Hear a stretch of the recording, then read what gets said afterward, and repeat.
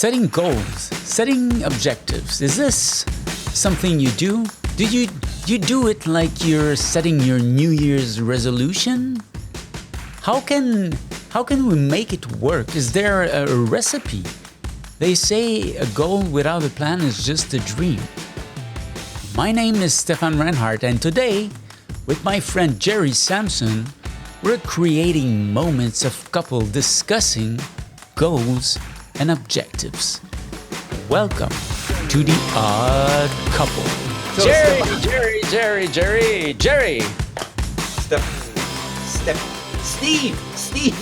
Stevie. Or Steve Stephanie. Areno. They usually say Stephanie.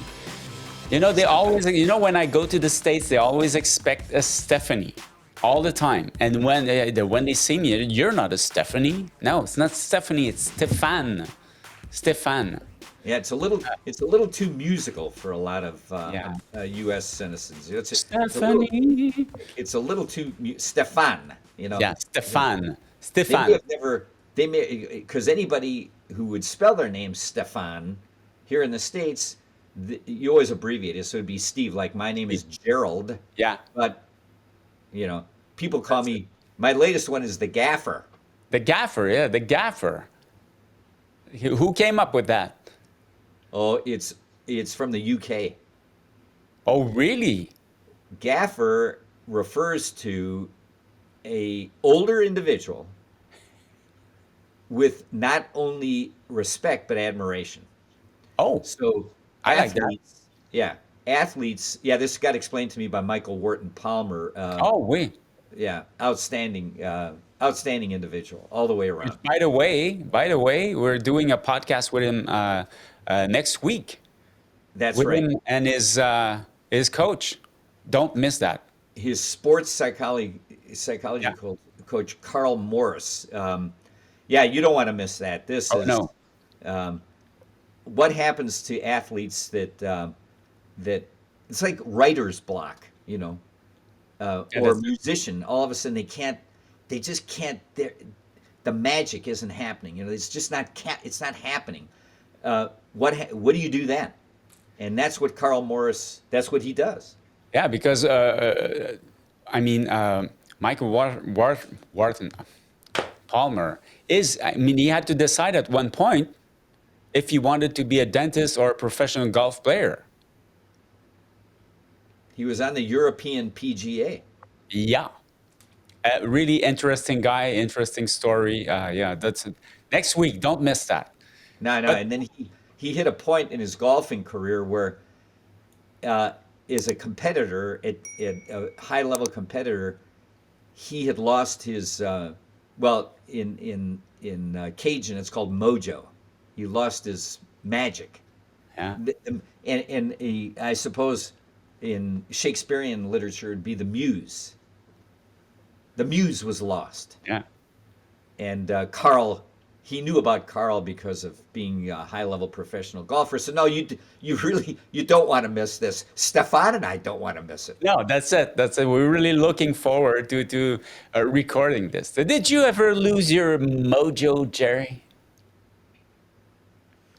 Uh, I'll Can't put it imagine this that. way. I mean, you are the mojo. Yeah. Well, I'll Mojo put it, gaffer. you're the gaffer. So the gaffer is Michael Wharton Palmer explained to me what gaffer because he started calling me gaffer, Yeah. and I said what, and he said, well, it's only used like if you're on a sports team, you would only call the coach gaffer or refer to him as the gaffer if there wasn't just respect but also admiration. Wow. That is, and it even on a police force, like you can see these wonderful British crime detective police series things where they refer to the chief as gaffer, and that's why I asked him. My wife and I were watching one of these fantastic Line of Action. If you haven't seen it, it is really incredible. Line of Action. Line of action on Yeah, Netflix or yeah. I think it's Netflix. Prime, Netflix. yeah, They're all it's the same. nothing. I can't. So they're referring to their boss as the gaffer or gaff. And I looked it up because I thought, what is it? Why would you say that? And then I do speak with Michael Wharton Palmer with some regularity. And I said, what's this gaffer thing? So right then he starts calling me gaffer. He said, you're a gaffer. You're the gaffer. Uh-huh.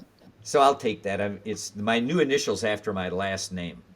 Perfect. So it's So it's not the DDF. elder anymore. It's No, no, the no, no. gaffer. Tribal elder. I can't get rid of that thing. Yeah, I know, but well, It's just yeah. So yeah. when you think about these things, I mean, even this gafferism, this to me seems like it's actually that's why I put it up there on the title. It's directly related to the difference between setting goals, achieving those goals, and how do you achieve your goals? I mean, Oh, so Stefan, have you ever set a goal and then didn't achieve the goal? Has that ever happened to you? Take your time.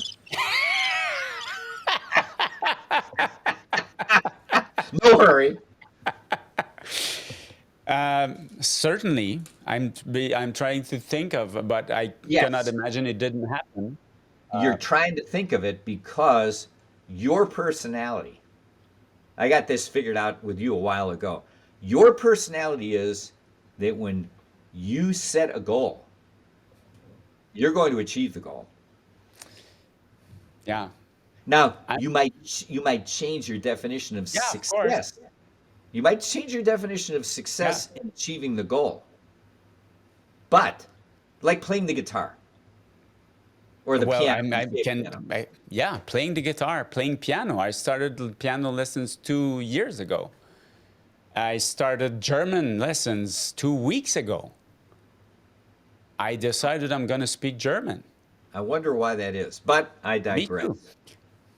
But still, yeah, of course, I always have goals. I have so many goals, Gerry, that this is why I always say to everyone, I will never get bored in life. Impossible. There's so much I want to do.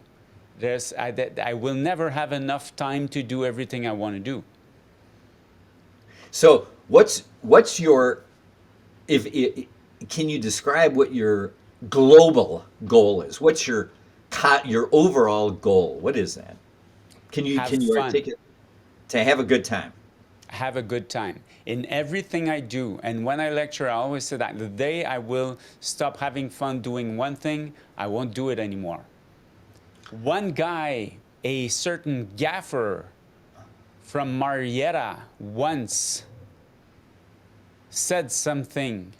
He said, I have no more time for cheap wine. It was not original with that gaffer, but yes. No, but it's like saying, some people see that half empty, some see it half full. I just want to know what's in it now. You just want to know what's in it. Yeah. I don't care if it's half empty or half full. I want to know what's inside. That's very good, Stefan. That's a Steve original. No, I know it doesn't come from me. I don't know where it comes from, but it always stick in there all the time. I don't remember where I saw that. I'm pretty sure it's not me. Maybe it is. I don't know, but I cannot take the credit for that. Not sure enough. I don't care. I yeah, I think that way about myself about a lot of things like who's in there? Yeah, Like talking to people. That's yeah, why you and I became friends rather quickly is we're both interested in well who's really in there. yeah. That's it. There's somebody in there that I'm interested in finding out more Yeah, about. Now that's true. I could have failed. You could have decided. You know what? I just found out what I needed to find out. That's enough. That's enough. I don't want to find out more. It's No, that's scary. Oh, yeah. let's end it there. But But I mean, talking about goals, we're talking about objectives, we're talking about um, where I cannot see you, all these courses and that you can do these seminars. Well, you plan your goal, write your goal, put it in your mirror in front of you in the morning and read your goals and your objectives. I, I never was like that. It's not something that works with me. And I cannot picture you being somebody like that. And even if you don't have that, you still have goals. So how do you deal with your goals? How do you deal with your objectives? Is it all in your head, or how does it work for you?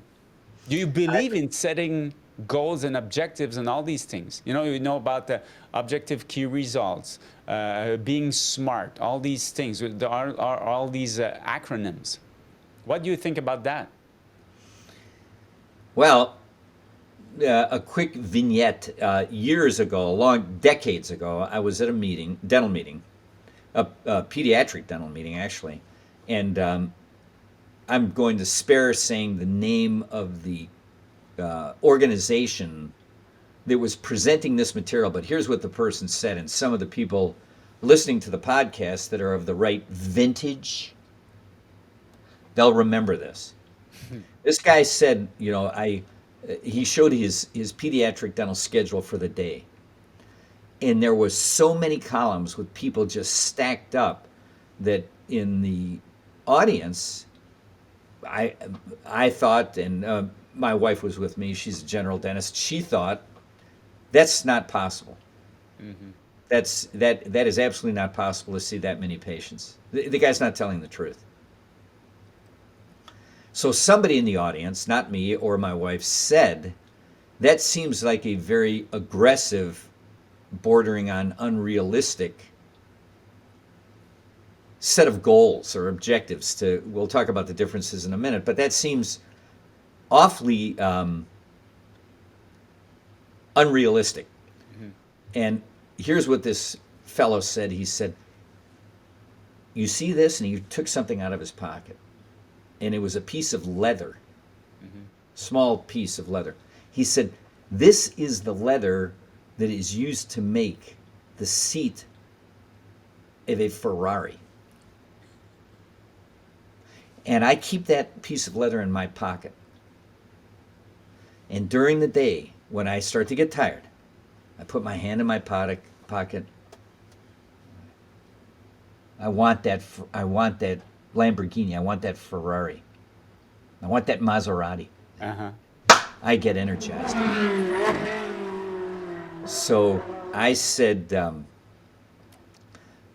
louder than I should have, I said, yeah, you seem like the type of person who would be rubbing leather in your pocket. And my wife said, but not loud enough, because she's much more soft-spoken. She only said it loud enough for maybe the row in front of us and maybe 2 rows in front of us to hear us, because we were in the back middle of the room. She said, seems like you should take a broom and put it up your rear end, and then when you walk down the hall, you can sweep the floor at the same time.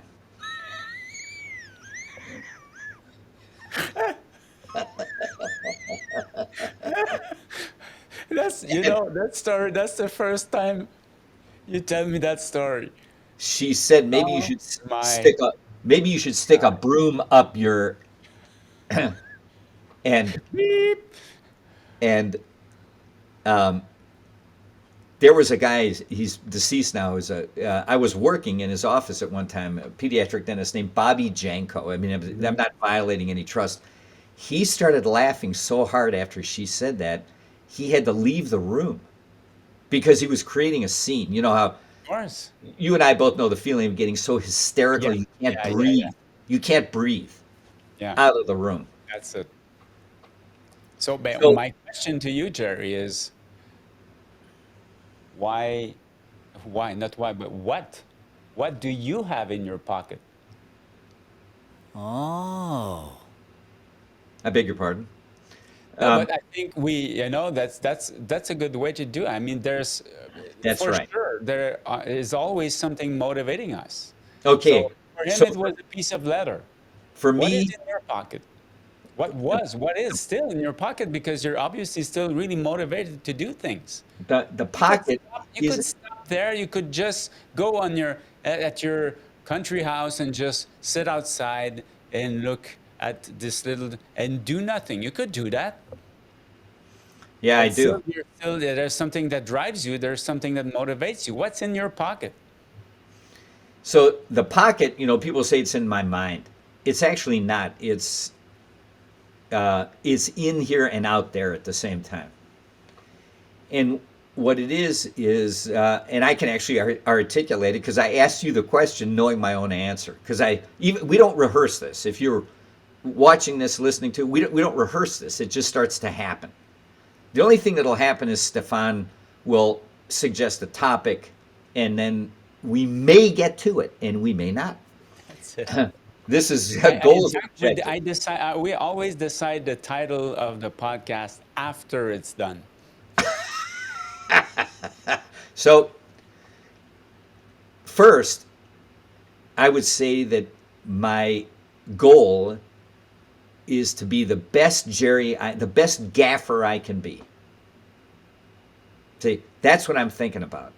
And the objective is always jump into the deep end of the pool. If you're going to commit, if you have a goal, and the way you achieve the goal is by setting specific steps that are objectives to reach the goal. Commit all the way. Yeah. Make a complete commitment. It's no different. It is no different in an interpersonal relationship. I mean, people have said to me, well, you and your wife didn't want to have children. Did you decide that before? Did you decide that during? Did you decide?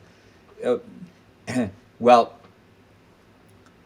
when here's an interesting one that you may or may not have heard, but so my wife and I were a bit older by some standards when we got married.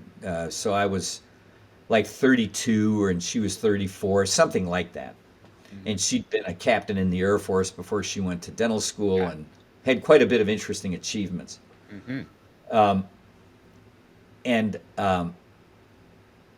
When I asked her to marry me, I'd known her for 3 years. But I never told her I was in love with her. And when I asked her to marry me, she was so shocked that she didn't answer. Yeah. She just stared at me. Uh-huh. And I said, take your time. But at some point, Is she she still said, thinking? She's Huh? still thinking now? No. she may be, I don't know, 40 years later, 40 years later, Yeah. She hasn't signed the marriage certificate. Maybe that's what's behind it. But why would you get married if you didn't intend to have children? I mean, if that wasn't the plan, because I think most people do discuss this. Do we want to have children? How many children? I mean, that's part of the commitment. Right? So why would you get married?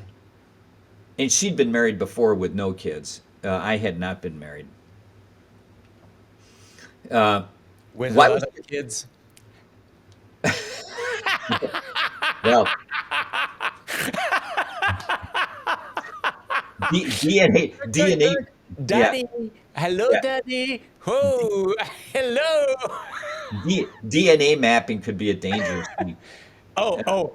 Did you hear of this guy? What? I heard that. I mean, sorry, it's completely something else, but this I thought of you. I thought of you because I said Gerry is gonna be so interested in this. So I heard of this guy this week who is a sperm donor. Oh my God. Okay, no, but yeah, that's it. And he donated to more than 200 women. Get this. This is, I think, in the UK, if I'm not mistaken. So he was doing that for a lot of years. Now, the problem is that he has so many kids that there was a guy on Tinder who met with 4 different women they found out they were all related to this guy. They were all half brothers and sisters.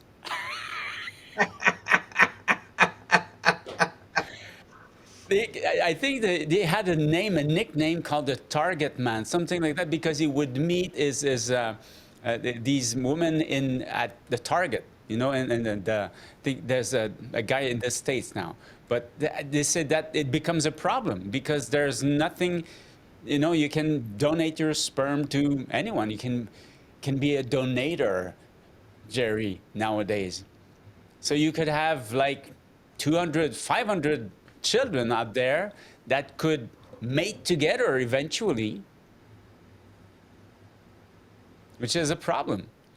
I thought that was really funny when I hit, I heard that. I really thought of you. I said, "Oh my God, Gerry would go crazy with this story."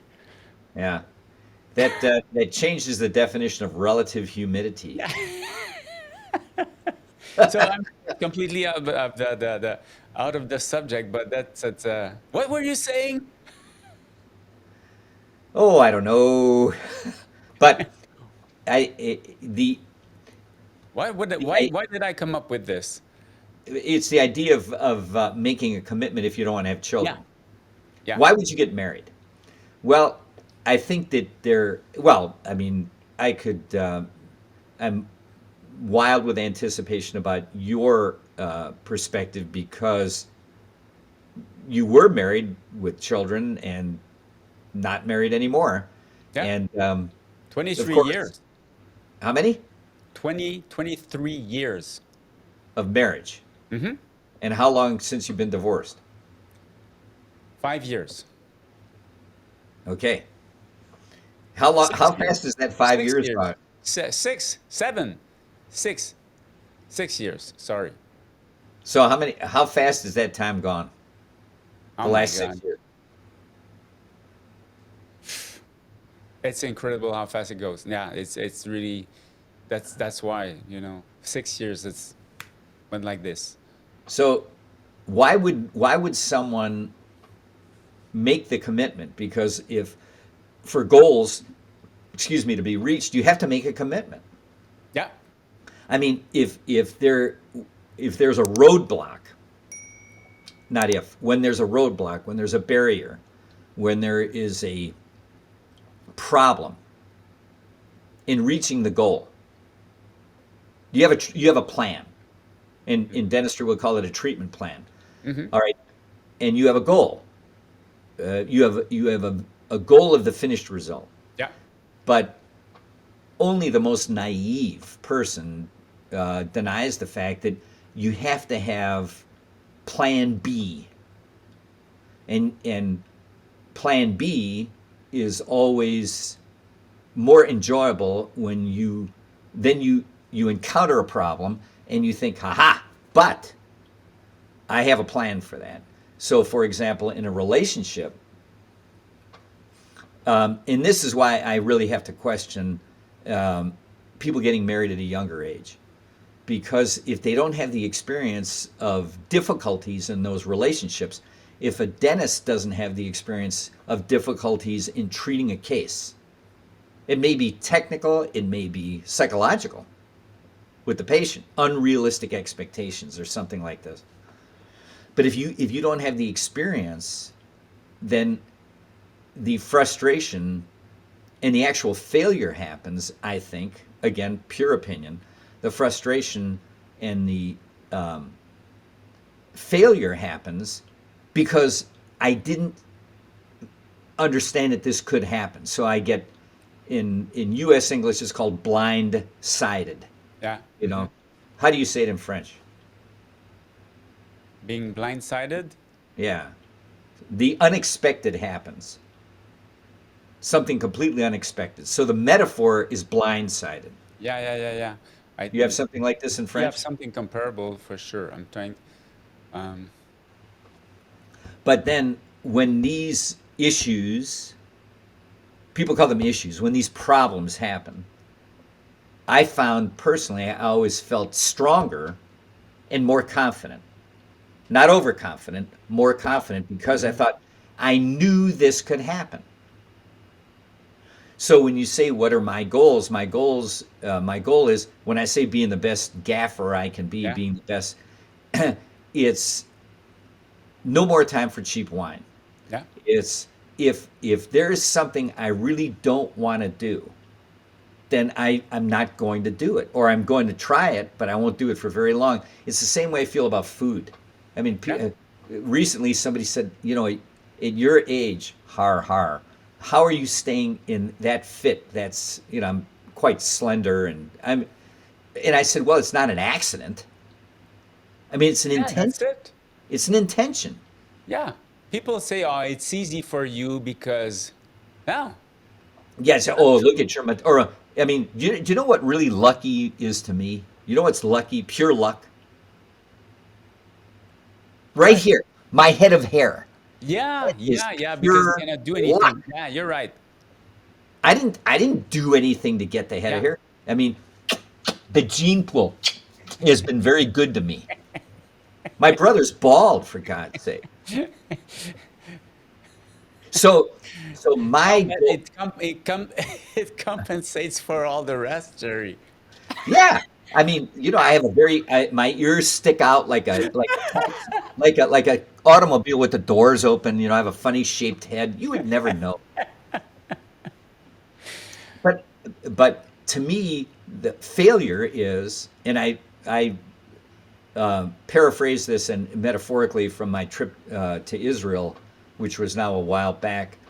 The definition, because I thought about this, here's a country in the middle of Israel, in the middle of the enemy. If the Hmm. enemy isn't there, the sea is there. I Yeah. mean, they're surrounded by the enemy or the ocean. Hmm. So what's what's their definition of failure?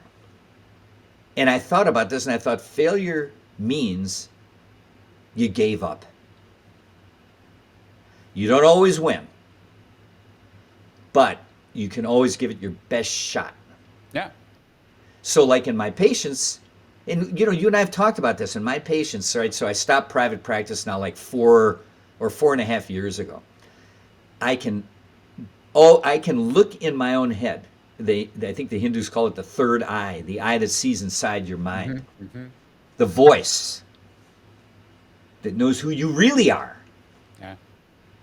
I never once cheated somebody.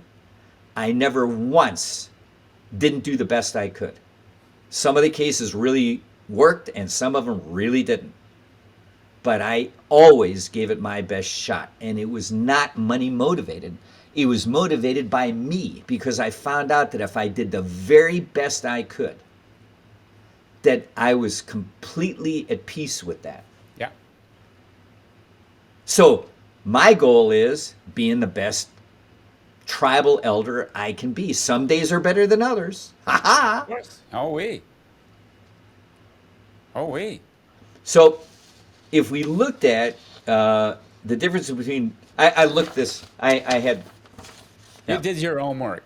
You Well, did your homework. That's good. I did a little bit. I mean, now it's the scientific evidence-based reference of the Yeah. 21st century, Google. Yeah. Uh, I thought this was good because I used this was called goal tracking tools. Oh, The main difference, this person says, obviously this is not evidence-based, this is philosophically based, but then applied strategies. The main difference between objectives and goals is that objectives are precise actions or measurable steps individuals and groups can take to move closer yeah. to the goal. That's good, no, Stefan? Don't you That's think it's really good? good. That's really, really good. It goes in line with, the what we call the objectives key results. What's that? Objectives key results. I don't remember the name of the guy who came up with that, but because when we were lecturing, let's say for clear liners, and some dentist said, my goal is to do more cases. So yeah, it doesn't mean anything. I wanna be more. I wanna train more. What does it mean? I want to train more. It doesn't mean anything. So this, yeah, so they say is that at one point it has to be simple, you have not too much at the same time, and it has to be measurable and measurable in time. That's This is good. I how you like that. set up objectives. It's for Measurable your in clinic, time. for your office, for your, you have to set up your objectives like this. They have to be measurable. They have to be you have to measure them in time, and you have to revise them You have to because they revise can them. change with time. Yeah, you have to adapt. Exactly. The Let's say we goal, have a good example in 2020 and 2021. yeah, I mean, we had to adapt. We had to, this overused word, we had to pivot the virus. the virus. Exactly. Yeah, right. That in some of the other things I've done, they were called black swan events. Yeah. Yeah, Yeah. Yeah. yeah. That was something that was discussed uh, right off the bat. Is that the people that are going to come out the other side of this in better shape? I didn't say what that meant. Is that they adapted. They first of all, they didn't give up, That's it. and they adapted to the changes, like telemedicine and teledentistry, and buying off of the internet. Yeah. Um, They reacted, they adapted, and like you always say, they thrive. they thrive. Right. This is, it's very Zen, because in Zen, the tree that survives is the tree that bends with the elements, Hmm. with the rain, the wind, the hurricane, the ice, the drought. That Yeah. it bends to the wind. It bends and flexes to the elements. Yeah. The tree that fails can't do that. Well, I'm a tribal elder tree, Yeah. and I'm very aware that staying adaptable Hmm. um, is essential to the goal of fit for life, mentally as well as physically. Hmm. Here's one. So here from this thing, goals. Where Jerry, we will put the link in the description for this Okay, yeah. article. Remind me, and I'll Yeah. send this to you. Yeah. Actually, what I can do is, I when I found this thing, I grabbed it up, so I can actually, we can put a PDF file, right? Yeah, but it's gonna be. We can do both. We can Okay. do Well, both. if So look for the link in the description. so, here goals are broad in nature. Goals are valuable for setting a general direction or vision. Broad in nature, valuable in a general direction or vision, difficult to measure. Yeah. They can be abstract ideas. It's a long term plan for an end result. Examples: I want to become known as an expert in business strategy. Hmm. I will commit to my career development and learn how to increase sales. I will commit to my career development and learn how to increase, and you can just fill in the blank. Here's one: I want to be more confident. That's a goal. Objectives: narrow in scope, very specific steps. Here, you just said this, associated with a schedule and a time frame. That's it. Objectives: the means to the end result. The end result is the goal. That's it. These things are easy to measure, and they're short or medium term. Yeah. Examples of objectives: I will speak at 5 conferences in the next year. That's this. I didn't write this. This is, Exactly. No, but it just that's it. happens to be That's our it. careers. So, and the idea of revising them periodically, said, okay, every 3 months I have to say, so did I do some after 3 months? You didn't do any. Now you have to do 5 speed in 9 months. It Yeah, yeah. changes that's it. How does that relate to New Year's resolutions that people make?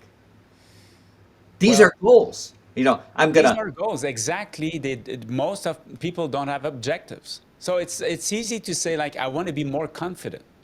Doesn't mean anything. So how will you measure that at the end of the year that you actually became more confident? You need something. You need a system to be able to measure that, to know if you reach your goal. The other Yeah, thing about goals, I will go over again your document, but I don't know if they say that. But for me, I think a lot of times we think we have to reach 100% of our goal. But for me, if you reach 100% of your goal, it's because your goal was not high enough, maybe in a certain way. It was Michelangelo. Michelangelo said, the problem, uh, what's the thing? The problem we have with the goals is that we aim, it's not aiming too high and not reaching it, is aiming too low and reaching it. that's good. Yeah. So, what's your definition of failure? Failure to reach a goal. Well, it will depend on the goal. I mean, the first failure is not setting objectives. I mean, you're gonna fail if exactly like you said. The example you gave, the New Year's resolution. I don't have any statistics. It's my opinion is that probably 90% of the time it's failure. Why? Look at one thing. There's something in the month of February here. I don't know if it's everywhere in the States. I don't know. It's a local thing or what. It's the month where you say no alcohol for 1 month. I don't know. Is it like Lent? Lent? Lent, I don't know L-E-N-T. what Lent. In Catholicism, it's you give up something for Lent. No, it's for mostly for it's a foundation for people who have trouble with alcohol or dependent and everything. Okay. They they decided to start something. So it's probably something local here in Quebec. But the thing is, There's a lot of drinking. a Is lot there a of lot of people drinking? do it. No, but a lot of people do it, and you know why? Because they commit, and they commit on. They have to register for that. They commit. Their name is on Facebook. Their name What? is on the list. They will talk about it. About I. Another example. We have a friend. I won't name it, but somebody I know, who decided, I think, a year ago to start training for a triathlon. Okay. And he was always posting his thing and everything. And the reason he does that is not for people to know. It's just that because he commits. For him, he will do it because this is his piece of leather. He puts it there he has to do it because he has to put it there. So it's a way to motivate him. So I think this is one of those. It's all about commitment. So how can you know it's a failure if you have nothing to measure? This is what I told you. It's a report card. I had a contract with a company once that, we want to do this. Okay, perfect. So, but at the end of the contract for a year, how will we know if everybody's happy? How will you know if I'm happy, if you're happy? We have to decide on what's going to be, the objective. So at the end of the year or the contract, if we reach this, then we're going to be happy. You can do that with your employees. You can do that with everyone. I mean, if you have employees there, they have no objectives. They don't know what you expect of them. They're going to do the best they think. But if they have no rules, if you never told them what you expect of them, how can you come at the end of the year, make their annual, evaluation and say, well, you didn't do this and this? They had no idea. That's quite interesting because for many years, 25 years, I was a consultant to a major corporation, worldwide corporation. I think I won't say No. who it was, but major, very long-term success Does it start corporation. with a number? Yes, and a letter. Et voilà. A number and a letter. Yeah, something like that. Just a number and a letter. That's Yeah. all. Like 4K, you know. Yeah, yeah. Like, yeah, 3D. Um, um, Ah, and because I was on the inside with the not just the sales force, but also a lot of the leaders, and what going up the food chain to the top, they would set a financial goal, a percentage increase in sales, right? But frequently, what they did, depending on who was setting the goals and how they figured out what the goals should be, frequently what they did is they set it so high that it resulted in frustration from the sales force saying, we can't possibly double the business. That's unrealistic. So, right then, what they actually felt, and I know because I was very involved with all those different levels, they automatically felt it was frustrating, it was irritating, and they felt the sting of failure because the goals were not realistic. yeah. And I could never, well, I did understand because I said, why are you doing that? Why don't you set just, what's a realistic goal, what's acceptable, and a bit more. Yeah, And that's if it. you, and then if you achieve a bit more, then you have this incentive trip or Yeah, incentive money or whatever. Hmm. something. I mean, that type of reward is very common. Yes. A dinner in private with Gerry Samson. Well, I don't know how. Right, we can give you a Photoshop with Jerry's hair. Um, so, and then their answer would be, but we have that. We have something called an incentive trip. That if you reach a certain plateau, you get to go on the trip, but if you don't get to go on the trip. And that was really motivating. Now, today, I'm not really consulting with the company anymore. And the company changed a good deal. Um, I wonder if you could even do that. Like, since everybody is a winner these days, you get a trophy. It's called a participation Oh my trophy. God, Jerry. I mean, this whole thing is a subject for a podcast. You This get is really, a trophy for last place. yes. Yeah. Uh, when I get that close to the camera, I can see Yeah. It's winning. I can see my age. Anyway, I'll sit further back. Yeah. Welcome to the club, Stefan. I see you. I know. Well, that's it. I got pictures of you from 10 years ago. I see what's going on there. Oh, I see it myself. The arts form. The arts form. Oh, Look, show Stefan. every time, I know with all the videos and everything, I believe me, I can see it. So show the arch form, Stefan. Show the arch form. Show.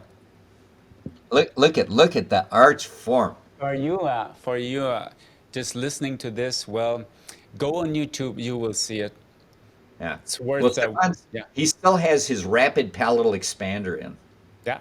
It's Stefan, still it's there. still there. It's still there. Yeah. I keep it in retention now for 35 years. And So this is just right after they grew my mandible.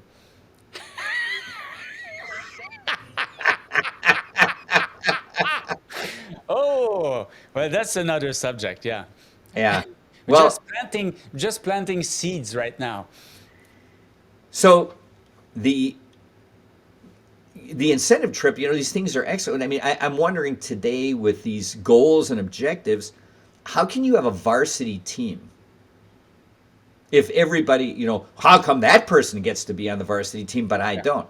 Well, excuse me, but you can't. The varsity team, you, you can't even hold a basketball. I mean, you can't dribble 3 times in a row. You can't walk and chew gum at the same time. Come on.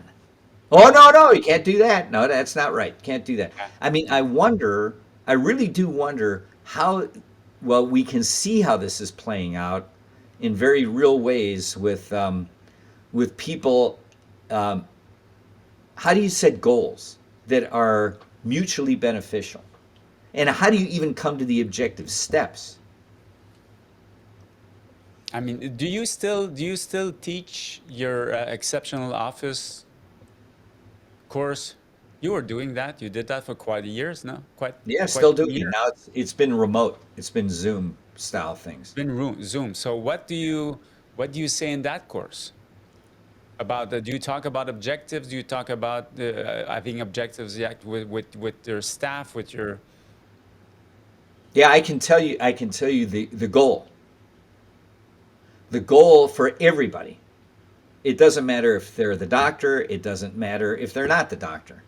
Mhm. It doesn't matter if they're the owner, non-doctor, like a corporation. It doesn't matter if they're the marketing people.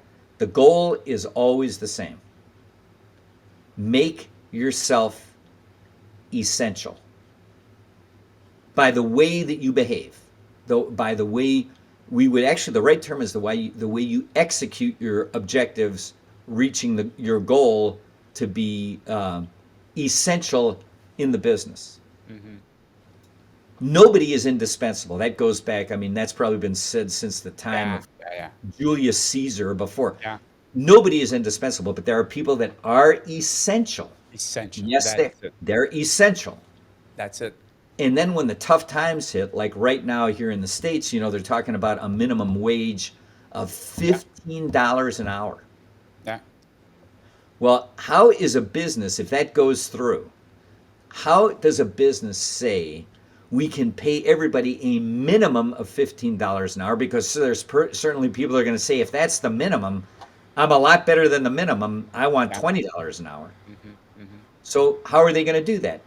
They're going to have to get rid of non-essential team members. They're going to have to go. They say, well, I can't pay everybody that amount of money.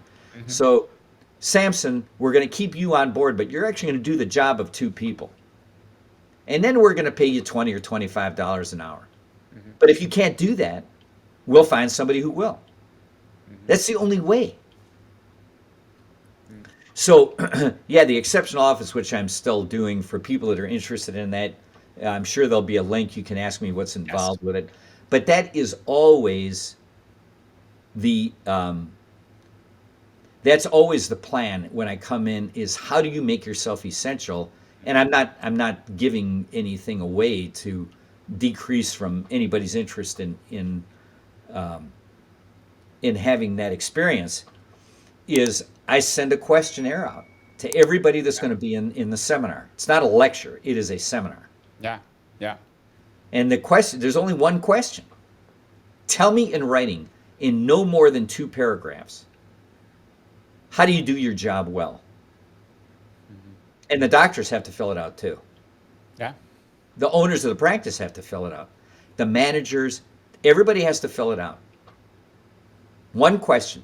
Tell me how you do your job well, no more than 2 paragraphs. Well, they're going to be telling you how they make themselves essential. Mhm.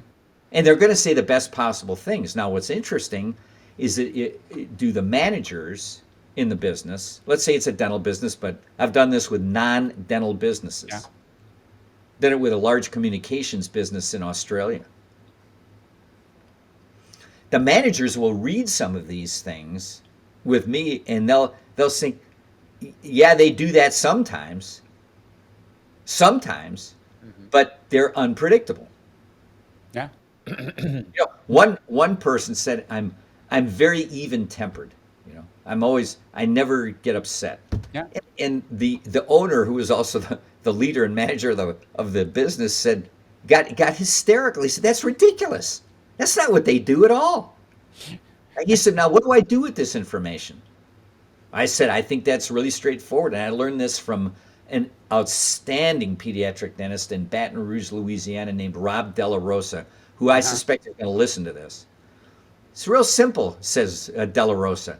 You just say to that person, let's say that the last day of the work week, let's say it's a Friday.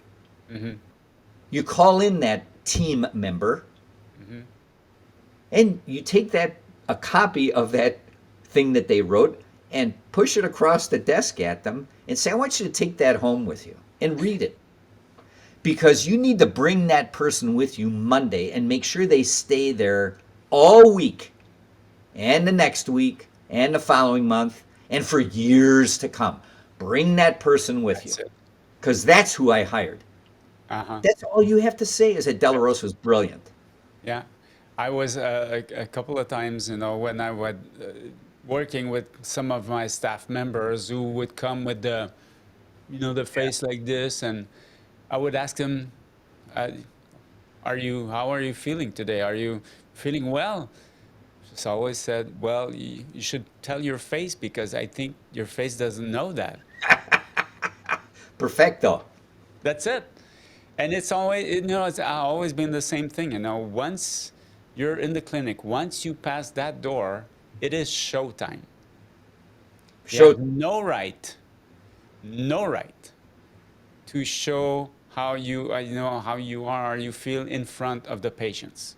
You can do in front of me in the kitchen, and just tell me when we start the day, today I don't feel well, I have this, is this perfect, we'll support you, we will let your teammates know.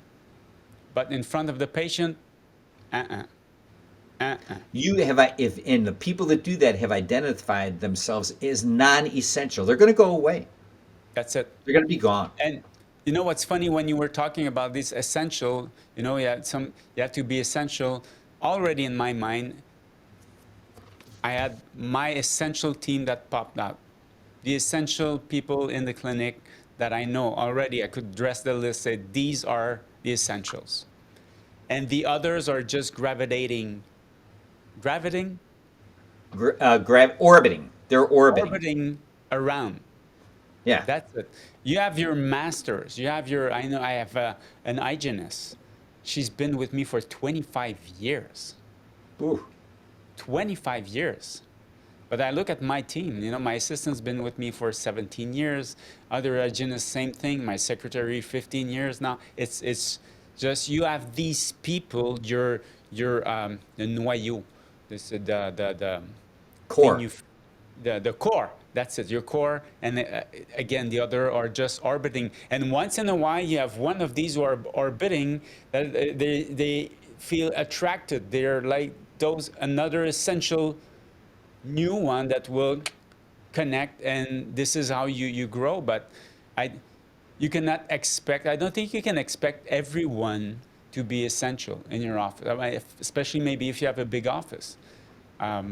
That's not, I don't think that's realistic. But with time, what I saw, being 29 years in practice, having my clinics for 28 years, that's what I saw, that the essential people, they stick there and they stay. And with time, you have more and more and more, and that's it. This is how it works. Well, there's an interesting thing for a podcast in the future, is the difference between managers and leaders. Well, yeah. So what's the a leader? Goal. What's a leader, Gerry? Yeah, that's a good idea. Maybe not the next one. Well, no, so a podcast will bring us there for sure. So a goal, in the synopsis of today's event, and all of you that are watching and or listening probably have figured out that there's a lot more that happened before the recording got started, and a lot that ended up on the editing floor by Dr. Reinhardt, that he can save for comic relief. That would be good. That would be good. Yeah. Hey, we could have podcast outtakes. Yeah, that would be nice. I think once a year we should do that. That could be the Christmas gift. The last podcast of the year should be an outtake. Good idea. I like that. I just write it, and okay, it's in there. So, Gerry, I think did you reach your objective for this podcast? Yes, my goals have been realized in a respectable fashion, and my objective steps to get there have as well. Stephane, Stay safe, stay well, and I'll see you across the internet soon.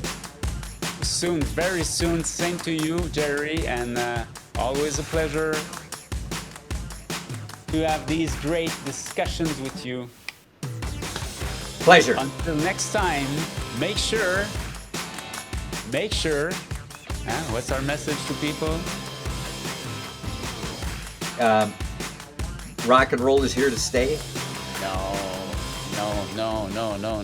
What? Make sure you stay Safe. Oh, safe. Okay, that's boring. No, what is it? Come on, tell This me. is Now not I you. can't. This is not you. Make sure you stay safe. Make sure you stay safe. I'm gonna start crying. That's not you, Gerry. That's not you. What's this podcast? Make sure your center of resistance is always outside of the box. Say that Come again. on, Gerry. Center of rotation. Make sure your center of rotation is always outside of the box. Okay, here we go. Am I doing better now? Yeah. Let's see, Stephane. And okay, now what? Okay, there. How about this one?